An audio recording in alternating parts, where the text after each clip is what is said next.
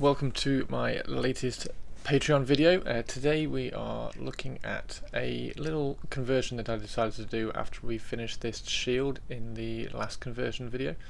It was sitting around and I was going to do some bits and bobs, some other things with it.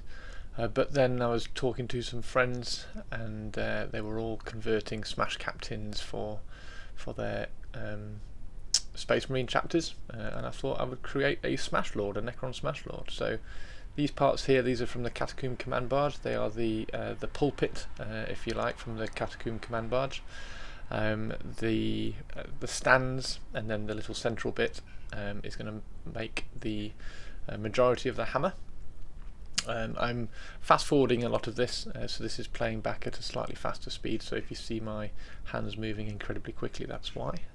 But this is one of the ways that, or one of the easiest ways of getting these little neck pieces in. Just kind of drop it in there and manipulate it around with the knife. Again, just dripping some glue into it. So I'm getting as much of the kind of the base model built, if you like. The position of the legs, I wanted him turning. I wanted the hammer to look like it had some weight, so almost like he was going to be dragging it behind him. But the position of the legs is going to be quite important, and that little shield on the thigh, that was just stopping the legs from turning just as much as I wanted them to against the cloak. So I'm just kind of filing that down, just kind of taking a little bit of material off there to allow it to fit a little bit better.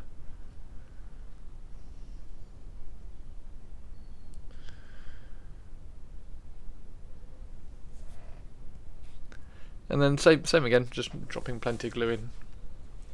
And once the legs are in and they're twisted, trying to get the pose so that trying to imagine where the hammer is going to be out at the back, and twisting it so that his front arm is slightly further forward, and then the hammer arm, which is going to be his right arm, is going to be kind of dragging behind him almost. So I wanted that twist in the torso. And also, once you twist it like this, it also creates other little areas where you can contact to provide a little bit more strength. So here I'm just dropping a little bit of glue where that thigh shield touches the cloak, just to provide a little bit more support, because unfortunately the contact point where the spine goes up into the torso, into the ribs, isn't actually that strong, and you do occasionally get them snap off. So it's always nice to have a little bit more contact on there. So the hammer itself, we have the hammer here. So this is the two sides of the pulpit, and that's the center of the pulpit. So the support and then the two sides are there. That I'm just trying to figure out which way to fit that. We're going to take off some of these parts. So I'll just take that off screen just to snip it off. So you can see we just remove the little cables from the top, clean up that edge with a nice sharp blade again, and there it's sitting there, and kind of fitting this onto the edge of the hammer is all about, because I don't know whether it's going to fit, I don't know how it's going to look, so it's all about fitting it on there and just kind of visually seeing what it looks like. I don't want the hammer to be too big, so it does actually make the hammer quite a long hammer. So we're going to take a little bit of material off on that. But first of all, I think it's important that we get this together so that we can kind of manipulate it a little bit more.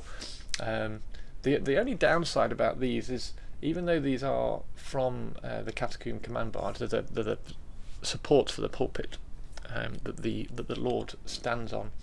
They don't look very Necron-y, which is slightly disappointing. They look cool as when it's done. The actual hammer looks really, really good, but it's just not. It doesn't look like a very Necron part, I suppose. It was a bit of a shame, but it certainly does the job, and it's certainly larger than any kind of Smash Captain's hammer, which was the main idea. I wanted it to be like obnoxiously large, which is great. So yeah, just kind of holding it together. There was a little bit of glue there just to kind of tack it together, and now once it's held, I can drop some glue into the joins, kind of leveling it up. There's lots of levels on here, lots of parts that you can use for registration. That was one of them there, so to make sure that those two meet at the top, and then you can kind of gauge it at the back as well, to make sure that that's level. So there's lots of little points between the two of them. I do put quite a bit of glue between the joins just to kind of fill any gaps. This glue being so thin kind of levels everything out quite well. So sometimes it creates a good little gap filler just in itself. So we put that to one side and let that dry for a little bit. And this is the handle that we're going to use. This is just from the Tryout Praetorian kit. So just drop a little bit of glue on there, join that together. This was actually a little bit of an odd one. It didn't seem to join and line up square, which was quite strange. I'm not quite sure what happened. Maybe it was the little bit of the gate that was left. You can see it just there on the bottom. A little bit of the gate left on this from the sprue, which I think quite clean up. So maybe it was that was just throwing it off a tiny bit. But that's all glued up. So that is going to create the handle hammer. I'm just going to address the edge, just straightening that up, make sure that it's all straight. So when we're doing things like this, originally I was just going to cut that off at the top, where it finishes and goes into the Staff of Light, or the Rod of the Covenant, if you like. And this is also from the Catacomb Command Barge. Actually, no, I think this is from the Triarch Stalker kit. And I'm not sure what part it is, but there's 4 of them on the sprue. And if you've seen my Triarch Stalker, you'll know that it's not a Triarch Stalker, it's a massive giant spider, which I will put a photograph up on my Patreon so that you can see. I'm currently painting it, so that would be quite a good one for Patreon videos as well. But it's part of the Triarch Stalker kit. There's 4 of them on the sprue, and this just makes a really good pommel for the end of the hammer. I really have to get my framing sorted out. I'm far too high on this. Apologies again, I will sort this out. I'm recording another video today, so I will address that. It's actually going to be part 1 of painting this model, the video that I'm recording today. So just cleaning up the back of that pommel. Hammer handles don't need to be too long really, so that is just about right. It looks about right. Once the Rod of the Covenant at the top has been removed, that's about the right length, I think. And obviously you want to be holding hammer handles at the end. You don't really hold them up at the top. So, although I think yeah, I do remove one segment of that just to make it a little bit shorter.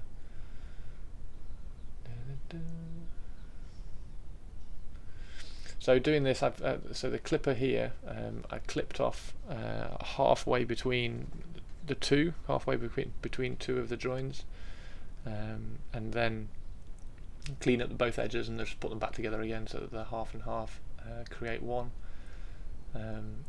The glue that I use is great for this. It's incredibly strong once it has set, so there's a little drop of glue there. I always try to get a little bit of a bead when I'm doing it. There we go, you can see the bead there now, and kind of just touch it on, and there it's taken. And then you've got a little bit of play time to make sure you're twisting it and making it straight.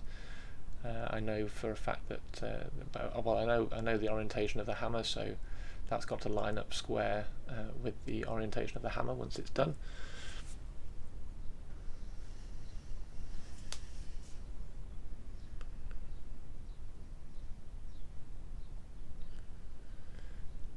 Just kind of tweaking it again.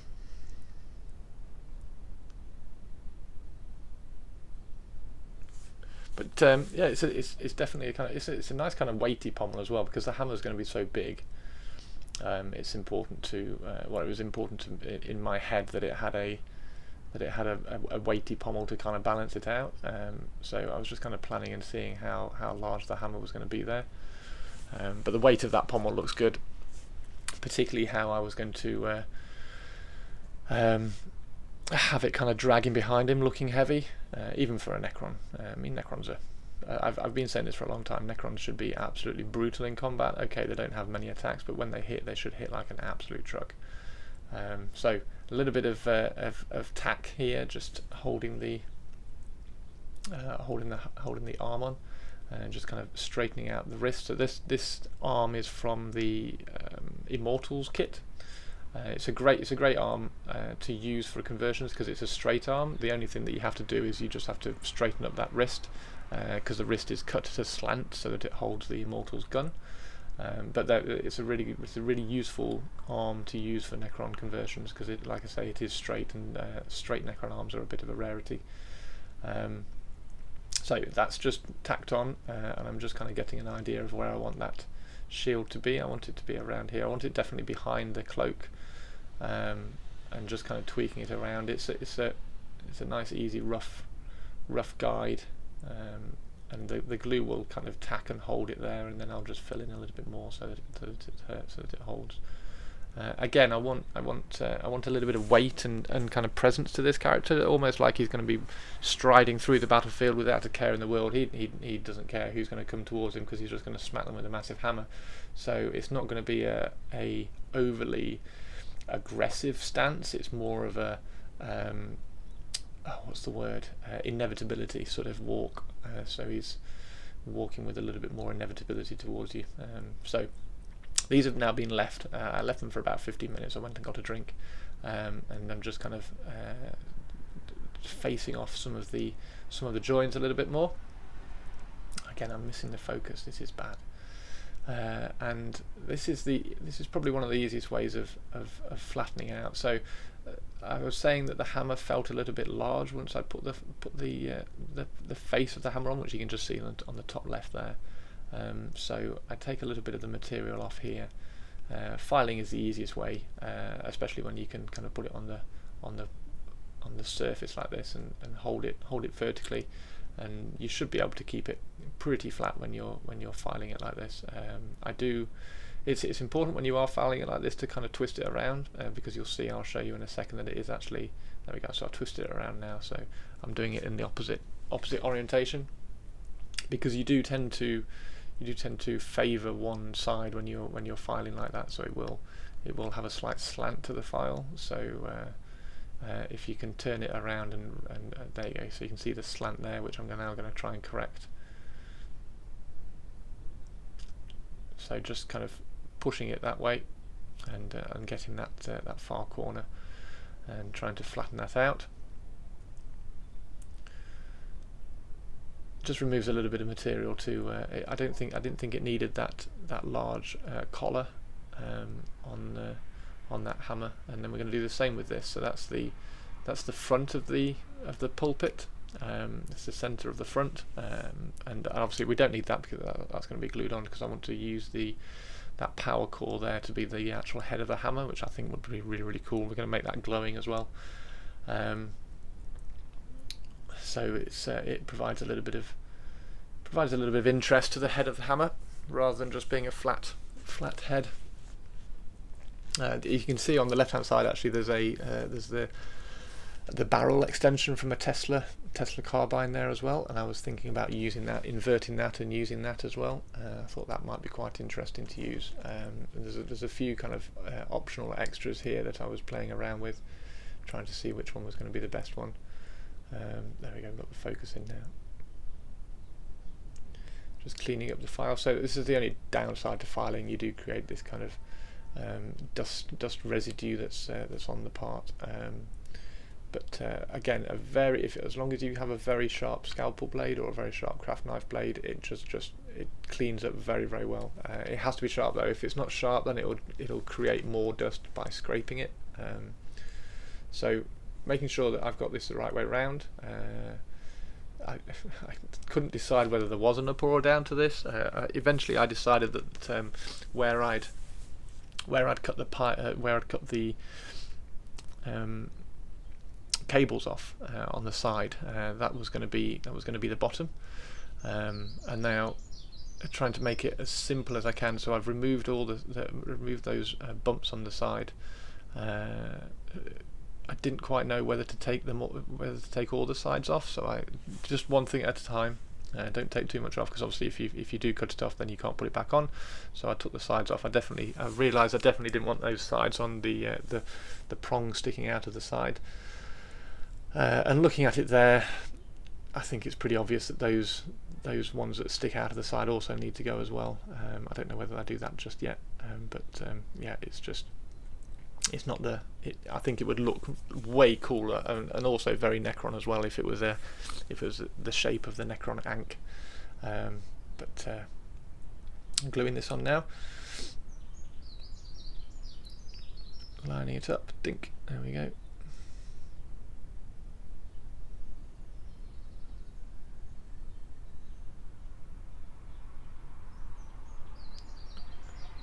Just keeping that square. And again, the glue that I use, you can kind of run it into the sides. I don't know whether I do actually just rip this off now and cut those sides off yet. So yeah, not happy with that.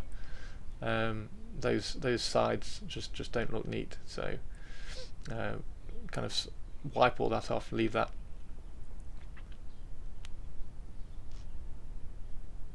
And I think actually I remove even a little bit more material from the face of that as well. So we're going to remove those sides again. I think I'll do this off screen. I've got to get. I want to get a small cutting mat that I can just kind of place down on top of this foam, because I like using the foam. It's a nice kind of flat and neutral surface for me to film on. But I want to get like a little small cutting mat that I can just kind of trim stuff on when I am using it. And I'll bring it on screen and cut it rather than taking it off. So I'm taking it off to the side, just to trim the side of those. There we go. So we've trimmed the sides off now. So now we've got it looks a little bit more of an Ankh shape. Well, it definitely looks like an Ankh shape. And just trimming this up now. So again, when I was cutting there, I was cutting very, very small slithers and very, very small amounts of pressure on the knife when I'm cutting. No risk of kind of slipping or anything. Keeping that nice and smooth. It's a lovely day outside. I'm not sure whether you can hear the birds singing, but it is Easter morning at the moment. So cleaning all this up. So it's one of the easiest ways of creating a flat surface is using a knife like this. A more consistent way, a better way, would be using a flat blade rather than a curved blade like this one. I do have some flat blades, but it's not. I haven't got any on a knife handle at the moment. So the curved blades, obviously, after the curve is finished, you do have a length of flat blade there to use, but I didn't use it on this occasion. It's quite easy to make sure that you keep on top of that. So yeah, I do take a little bit more here, a little bit more material off. Again, it's still that little bit of not quite flat, so holding it as flat as I can, going very, very slowly. Like I say, this is sped up. If this wasn't sped up and without the cuts, this took me about an hour and a half to make. And then there's that flat blade again, so we're doing a very, very flat surface, guaranteed flat surface, just using the flat of the blade. Taking off all the filing residue, the dust.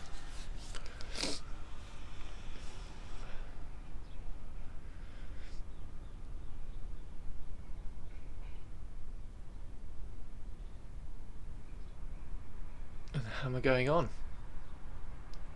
Trying to decide again which way's the top. So you can see the curl at the bottom. When I move my thumb out of the way, there we go, you can see just that little curl at the bottom. I thought that curl would make sense on the bottom rather than on the top. So just cleaning up the edges again.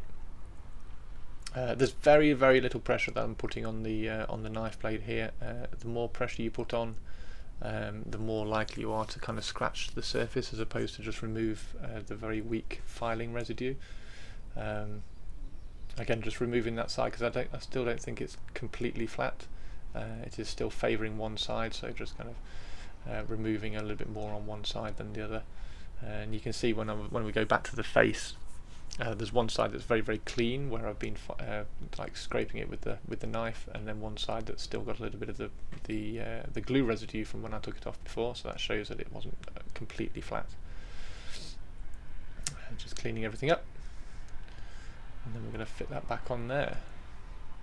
And it's just I can't tell you how cool I think this hammer's actually looks once I've got it on. And actually making the handle is quite an interesting little exercise in not cutting off too much as well, because I cut off a little bit. I cut off plenty of room, and it actually creates quite a cool little opportunity, if you like. You'll see in a second.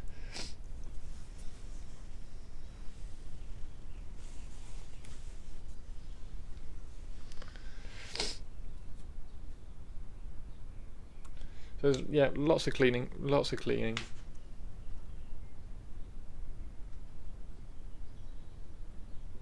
There, so you can see there you got a little bit that's very flat, and then a bit that's still the paint residue, showing that it wasn't quite flat. Now, trying to get this central and twisted to the right amount, I was using those lines on the pulpit that go down the side of the pulpit. I was using that to line up the peak of the hexagon.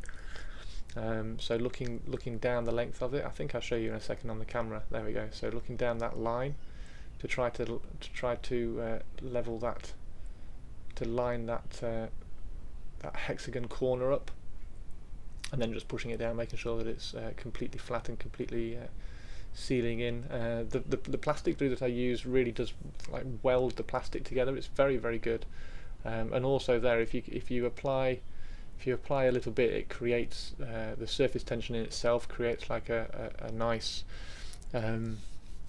gradient between the parts if you want it. So if you don't want a sharp edge, if you think a gradient might work a little bit better, you can put a little bit in there like that, so that the surface tension itself creates a surface as it dries. Now this is the part where, so I was originally just going to cut this off at the top, but I thought same as we were talking about it, so I was going to cut it there, but I thought no, let's not, let's cut it a little bit higher. So I cut it straight through the middle of that part of the orb, and it snapped off there like that, and I was like, oh okay, that looks quite cool. So that actually now that can fit up inside there instead, and that looks quite cool. I had to make sure that the cable was on the right side, so the cable goes on the back side of a Thunder hammer, and because the cable goes on the back side, we therefore don't need that front spike. So cut that off, clean that up.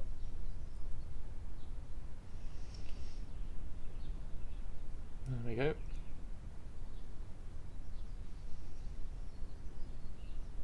And then that doesn't even need any cleaning from the top either, really, because that just fits straight into the recess between the two sides of the hammer that I've made, and it centers itself, and it sits up there really well, and I just think that looks fantastic. So that was a happy accident by being careful and cutting off with plenty of space. So just cleaning up a little bit on there, so it creates a point which will then fit up on the inside. Fits up, slides up between those 2 points. And looking at the hammer, I wanted the center to be on the center of this hammer, because it was pretty much balanced around that center. So I made sure that handle went straight up into that center, and again just holding it so that you can line it up and make sure that it's 100% vertical. It's got plenty of registration there on the between the two sides, so it wasn't going to slip out or anything. So it was easy to kind of fill in a little bit of glue there and just make sure that it's vertical. And it just looks, there we go, so it's not quite vertical. So just twisting it over. The glue is quite malleable for a little while, and you can also If it's at this stage when it's still drying, you can kind of reactivate the glue, which is what I'm doing now. So kind of reactivate it, slide a little bit in, and then you can manipulate a little bit easier, keep it straight. And there we go. That's the head of this crazy bonkers Necron Smash Lord Thunderhammer. There's actually an old Necron relic called the Tremorstave, which doesn't have rules at the moment. Doesn't have rules in the current edition. If we ever get a new Necron Codex, it'll be quite interesting if some of the old war gear and old relics do appear. So again, the tacky substance sticks to itself a lot more than it does to plastic. So if you want to remove it from anything, just use a big blob of other tacky. Very, very simple. So a lot of the time when you see me gluing things, I will try and find a couple of little areas like this that will just tack it so that it will hold it, and then once it's held, I will then run the glue into joins to hold it permanently. So it's one of the benefits to using this glue rather than like the Revel glue, is that you can actually get it to run into recesses after it's held, or after it's kind of tacked on. So using a tiny little bit of glue to get the grip, to get it to grip, and then running a little bit more glue into all the areas which are going to be joined, and then you can manipulate it and twist it and turn it a little bit as and when you need. And that's yeah, and then just resting it up against the lid as well. So same thing here. So it's not quite I should have straightened this face up a little bit, because it's not quite straight. So I cheat a little bit on this one, and another thing that you can do with this glue is you can push it and connect it, and then as it's setting, you can pull it apart just a fraction, and it stretches the joint a little bit. So if you did get it slightly off, if you did get the cuts slightly off, so they're not quite horizontal, you can just twist it and just stretch the joint a little bit, and it doesn't seem to affect it.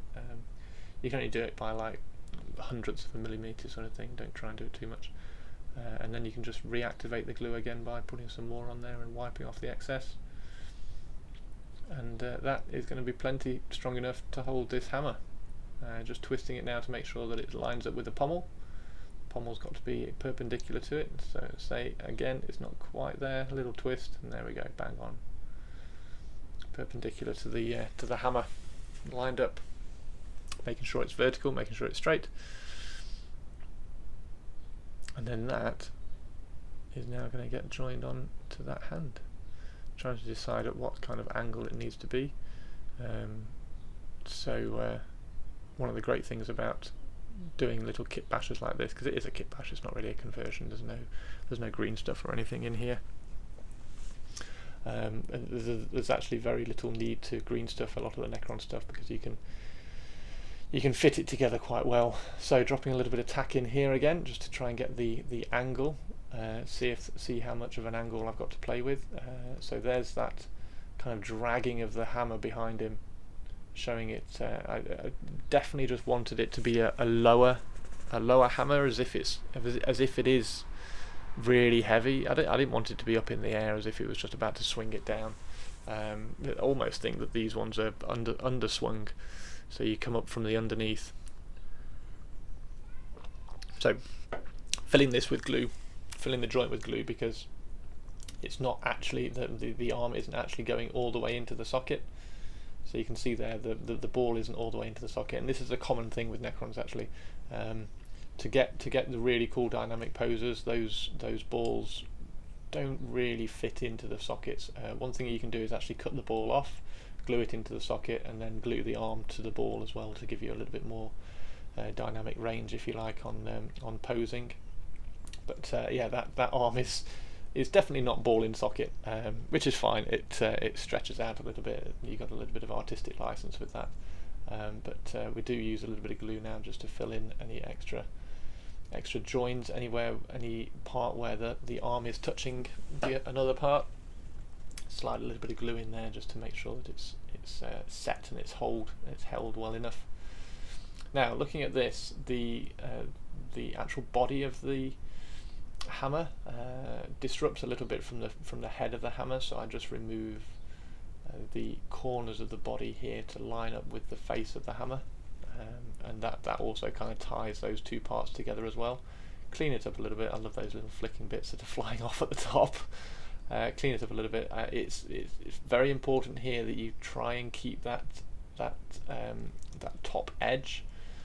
So the edge of that hexagon ank, it's really important that you try to keep that so it looks like it's got some registration to the hammer head itself. If I was doing this a little bit, if I'd taken a little bit more time before I'd primed this, I would have filled that with a tiny bit of Vallejo plastic putty. As it was, I kind of cleaned it up as best I could with the brush, and then filled it with primer. I'm actually out of Chaos Black. I usually use Chaos Black primer from Games Workshop in a can, but I am out of that at the moment because of the lockdown. We can't get hold of it, so I'm priming everything with Vallejo acrylic black primer. So here we go, trying to get this position on. Boom. Now I underestimate how heavy this hammer actually is. I was like, oh awesome, that looks really cool, and then I think it falls off. So yeah, there it goes. So it is a very heavy hammer, which is good actually, because that's kind of what I wanted. I wanted it facing down to the ground. The idea was that I was going to have a little bit of glow coming from it hitting the ground. So the only issue with that is because of the size of the base. It's not going to the hammer's not actually going to be over a part of the base, because the base is only a 40mm base, so the width of the length of the hammer is actually much bigger. So I might have to make a little scenic base for him to sit in as well, just so I can get some glow on a display base, if you like, so he can slot into a display base. If you've seen my Necron Overlord, the Necron Pharaoh Surtek Ra, with all his extra appendages, he's got a lovely little display base. So I might do something like that for all of my lords. That'd be quite cool, I think. So that's the hammer done. I love the pose. Like I was saying, it's one of those. It was always going to try to be a pose of inevitability, just stalking forwards. You can almost imagine him just walking towards his foe. Bolt rounds just ricocheting off his armor and off his torso and everything, and I just thought it would be amazing. So I've done a little bit of kind of work off camera here. I've put that's the Triarch Praetorian back piece. You can straighten it up a little bit in your fingers so it does fit on the back. And what I should have done is put this on afterwards, after I'd put the head in, because it does make it quite difficult to get the head in. And you'll notice on the bottom of the head as well, when I move it down a bit, there we go, you can see there's an extra little bit of plastic in there. So I've cut a small piece of plastic rod, maybe 4mm, 3mm high, just to lengthen the spine here, to lift the head up a little bit. So the leash guard torsos are really good when the head is facing forwards, but as soon as you twist the head, like everything kind of goes behind that shoulder shield armor plate, if you like. So you kind of lose the head behind that. So if you just slide a little bit of plasticard on the top of the spine, it just raises that head up a tiny little bit, and allows you to get that, a little bit more twist and a little bit more interaction with the viewer, with the head a little bit higher. So the last part of this, what we're going to do is we're going to create a little bit of a recess on the armor shoulder pad here, and as you'll have noticed from all my other Necron Lords and Overlords and Cryptex and things, they all have little appendages, extra arms and things coming from their back and over their shoulders, highlighted obviously by Surtek Ra himself, who's got about 6. Well, he hasn't got about 6, he has got 6. So this one, I wanted some kind of form of lightning, so he'd have a thunder hammer and a lightning arm coming off his back. The closest thing I could find to that was that part there from, you can see it at the top, that's from the Tomb Spider. So I'm going up in sizes of drill bits here, just kind of creating a center, a pilot hole, and then this is the same size as the bowl that is on the extra arm. So this is exactly the same size, so it will just kind of slot straight in. So I thought that would be as close to kind of lightning as I can get, and I can paint them up all glowing as if they got lightning coursing through them.